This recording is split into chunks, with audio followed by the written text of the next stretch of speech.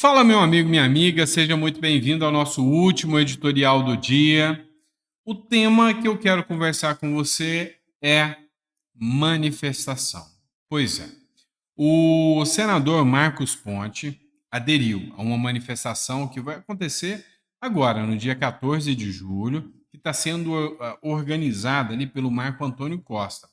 Já tinha feito uma outra organização, da qual não contou com a participação do ex-presidente Bolsonaro. Essa manifestação agora também não conta, né, pelo menos até o presente momento, com a participação do Bolsonaro, mas nós vamos falar sobre isso.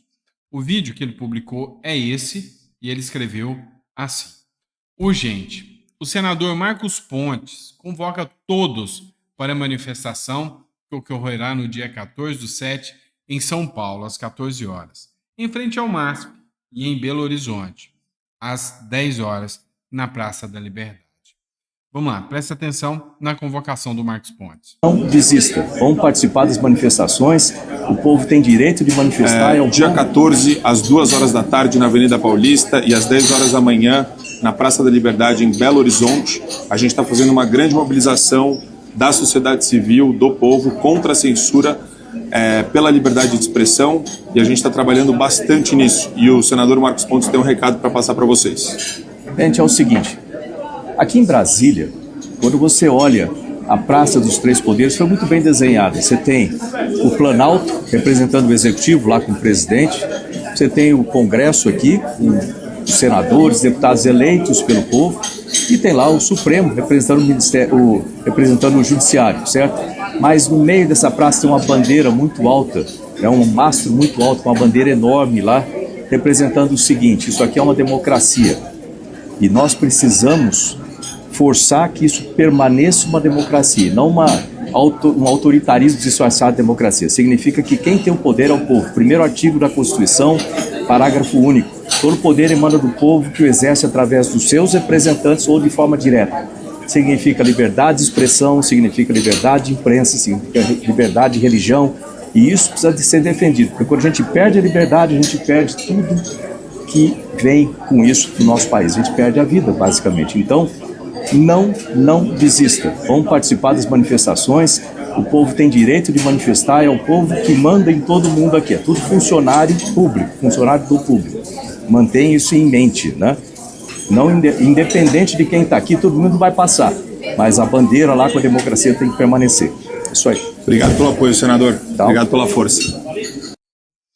Vamos lá, pessoal. Um ponto que chama a atenção e que nós temos que voltar a discutir é as manifestações. Pois é, tinha uma manifestação marcada para Joinville, não aconteceu. E de lá para cá, a gente não tem previsão mais de manifestações organizadas pelo Bolsonaro. Manifestação acontece e é grande quando o Bolsonaro está lá. Então a gente tem que admitir que, cara, é a maior liderança que existe hoje no Brasil. E quem precisa capitanear para fazer manifestações, para fazer o povo ir na rua, é o Bolsonaro. É o Bolsonaro. Então, assim, eu acho que manifestações como a que o Marco Antônio Costa está fazendo são manifestações legítimas, manifestações justas, mas são manifestações que não vão dar a repercussão que precisa dar. Né? O povo não vai se o Bolsonaro não tiver. E o Bolsonaro precisa se manifestar, precisa agir, precisa estar lá. Se ele é a liderança, ele não tem que ter medo de ir para a guerra. Então, acredito muito, tá, que manifestações são justas, são lícitas, como essa do Marco Antônio Costa, do Superman, como ele é conhecido.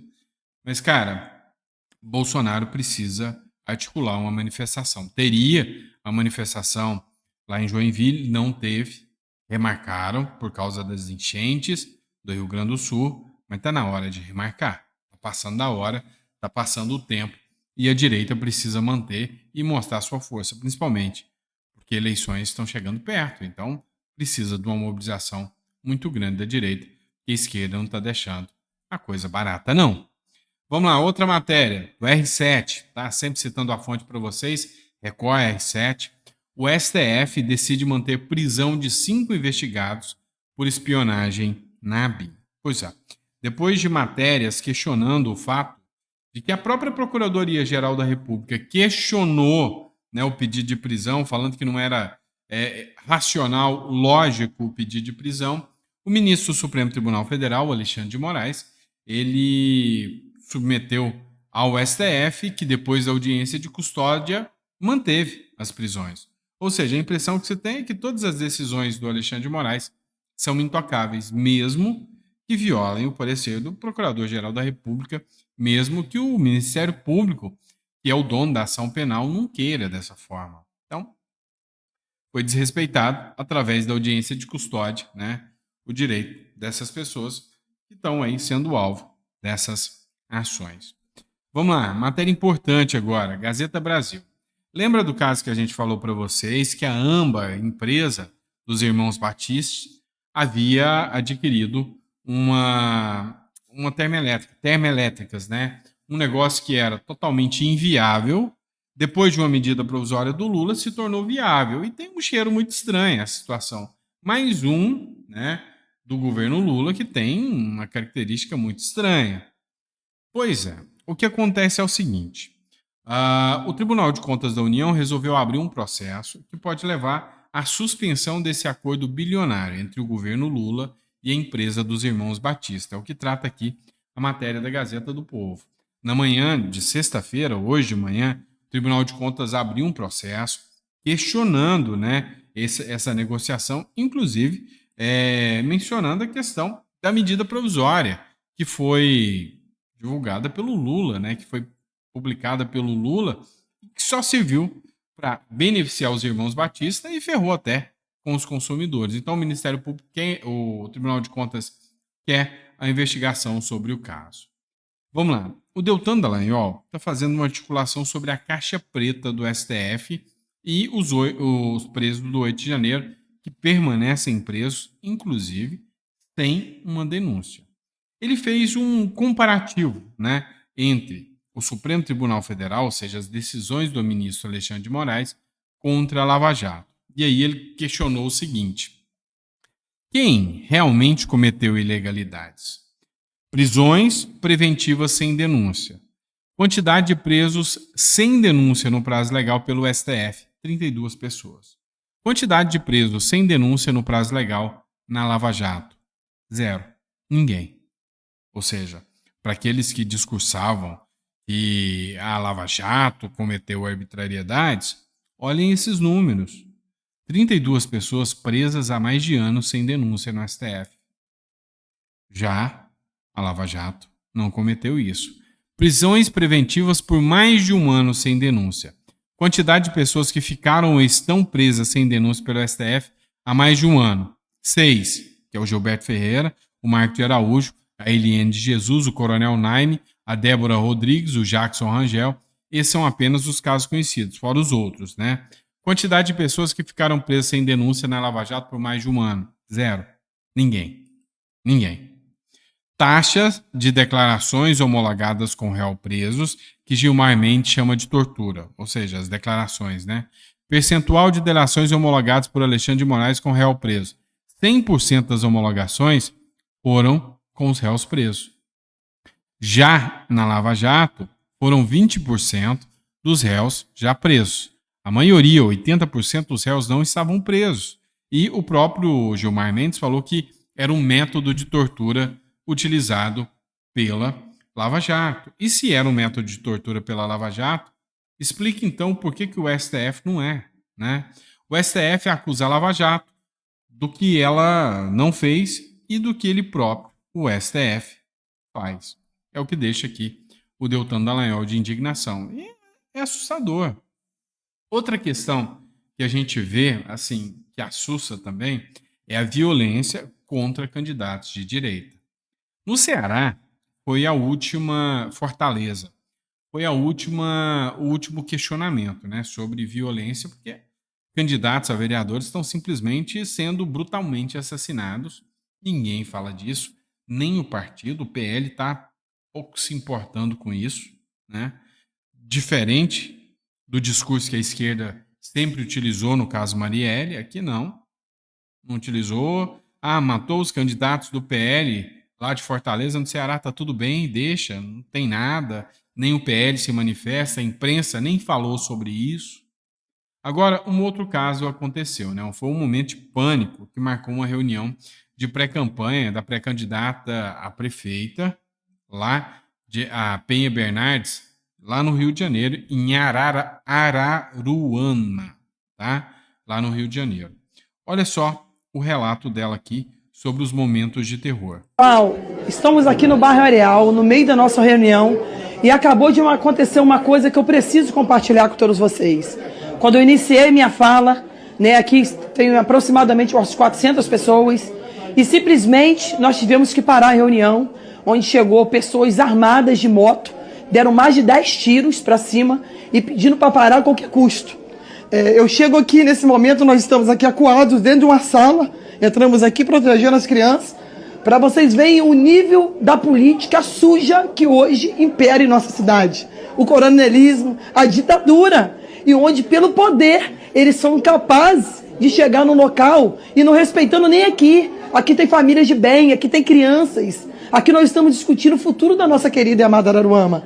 Só que infelizmente nós somos deparados com isso, com essa situação, né, onde nós paramos para poder preservar a segurança das pessoas que aqui estamos. Porque aqui a gente respeita as famílias. Aqui ninguém é obrigado a estar aqui. Ninguém é obrigado a nada.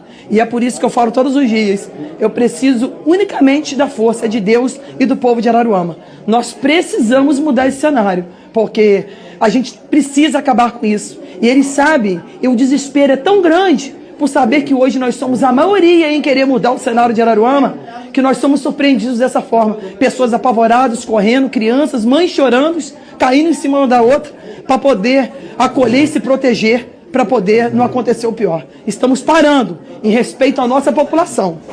Fica com Deus, gente, que Deus abençoe a nossa Araruama. É nítido que a Penha Bernardes aqui, ao fazer essa declaração, tá até um tanto quanto emocionada, né? Assustada também. Mas sabe, isso aqui não vai estar nos jornais. Isso aqui não vai tratar, né, de quanto o crime organizado, de quanto a criminalidade escolhe um espectro político. E você sabe qual é. Não é a direita. Não é a turma do PL. Não é a turma dos bolsonaristas. Não. Você sabe que o crime organizado, ele escolhe e impede, né, muito bem que a direita cresça. Isso é fato. Então, assim, toda a minha solidariedade à candidata. Espero muito que ela ganhe as eleições. Vamos lá, pessoal. Olha só. O Jorge Sey fez uma publicação de uma fala que aconteceu na Globo News. Interessante, a gente precisa falar sobre isso. O Senado virá, em 2006, forte, patrolando a esquerda. E aí coloca a própria em desespero e a própria imprensa. Favorito para assumir o Senado a partir do ano que vem, ele tem dito ali, estou fazendo ali levantamentos e a expectativa é de que o Senado, a partir de 2026, seja muito mais bolsonarista e tenha muito mais senadores ligados ao ex-presidente da República. O que pode mudar o cenário para, vamos supor, se for Lula que for reeleito ou alguém do campo dele o substituindo, vai tornar a vida desse sucessor impossível. Né? Ou o próprio Lula ou um indicado por ele vai ser muito difícil e se você não ter você já tem uma maioria contra você de cara. Uma outra coisa é você ter ali 3, 4 forças ali dentro do Senado que aí você pode compor. Mas se só tem um grande bloco num único sentido, Dani, complicado. E assim, basicamente isso, eles vão fazer um bolsonarista por estado, o compromisso só não é tão apertado assim na região Nordeste, mas em alguns, para contrabalançar, em alguns estados eles vão tentar fazer 2 do mesmo campo, as 2 vagas que estão aí disponíveis. Santa Catarina vai ter 2, Goiás vai ter 2, Mato Grosso é bem provável, Mato Grosso do Sul acredito que sim também, Paraná, certeza, vai ser 2. Então assim, eu sei que eles estão com medo. Eu sei que se o Senado mudar a regra do jogo, meu amigo, aí sim o bicho vai pegar. Então é questão de tempo, é questão de paciência, tá? 2026 está logo ali. Cara, eu não vejo a hora de ver o Senado forte e de direita. Mas para que o povo tome vergonha na cara, né? E não eleja pessoas que vocês já sabem, né? Tipo Romário, por exemplo. Ah, tá de brincadeira. Tipo Tiririca, né? Ah, é do PL, eu vou votar. Vocês estão brincando, né? Tá na hora do brasileiro começar a ter mais seriedade na hora de votar, de escolher os seus candidatos. Vamos lá, olha só. O Carlos Bolsonaro fez uma publicação e eu achei bem interessante. É uma matéria do Estadão que dizia o seguinte: o Haddad diz que inclusão de carne na cesta básica zerada é vitória de Lula. E aí a Elisa Brum, ela escreveu o seguinte: e aí, Estadão, não vai colocar, né, o rótulo de fake news na matéria, não? Aí o Carlos Bolsonaro escreveu: óbvio que não. Essas são as fake news democráticas. E realmente, por que eles podem mentir na cara dura? Porque todo mundo viu, todo mundo sabe que não era o que o governo queria. Era o contrário do que o governo queria. Contrário. Mas, entretanto, é a fake news do bem, né? Como bem disse o Carlos Bolsonaro. Vamos lá, pessoal. Olha só, vamos falar sobre a reforma tributária, ou melhor, a Tati Mandelli, ela deu um nome mais adequado, o CREO tributário. Que ela te pega e CREO mesmo. Você entendeu o porquê. Então, entenda aqui um pouco mais sobre a visão da Tati Mandelli, que vale a pena. Acho que essa reforma vai jogar o Brasil num dos países que tem a maior carga tributária do mundo, e isso não pode ser positivo. O mercado também achou positivo o Lula, porque os bancos sempre ganharam milhões na época dos governos socialistas, é assim em todos os governos socialistas.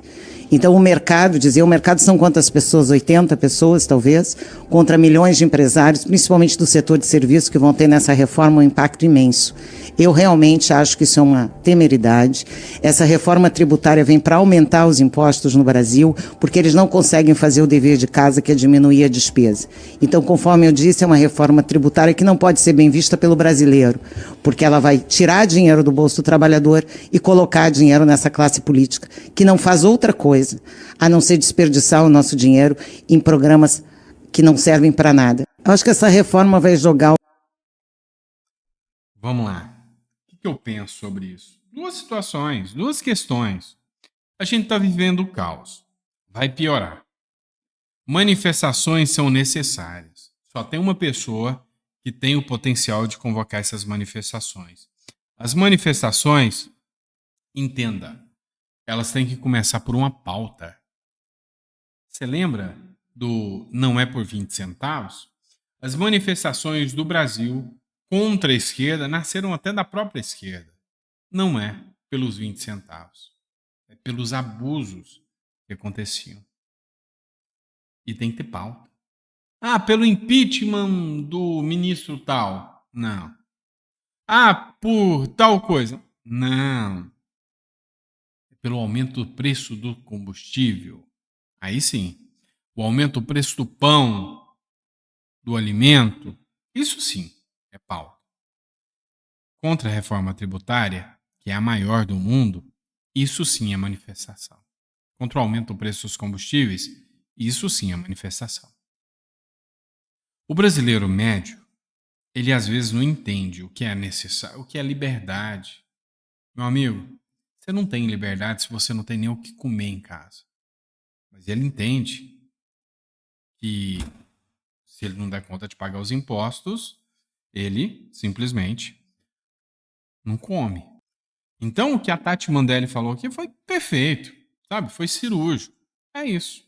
Nós vamos ter um verdadeiro CREO tributário, né? Obrigado, pessoal. Fica com Deus. Amanhã de manhã a gente volta com mais conteúdo para vocês. Grande abraço e até lá.